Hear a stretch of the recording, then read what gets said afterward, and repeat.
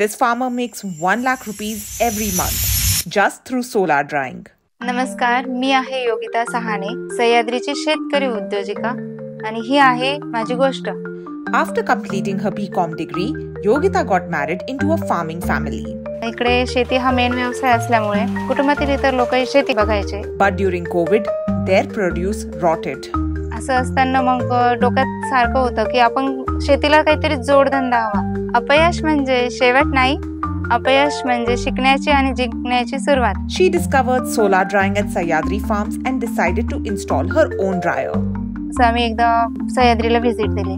एका रॅक वरती कॉर्नर मध्ये हे जे ड्राईड प्रोडक्ट होते ते ठेवलेले होते त्यांनी ॲज अ डेमो म्हणून. ते बघितल्यानंतर मला क्युरिओसिटी झाली की हे काय आहे आणि त्यांनी कसं केलं असेल नाही का. Her first batch of dried tomatoes failed due to weather, but she didn't give up. पण पुन्हा प्रोडक्शन आम्ही चालू केलं जोमाने.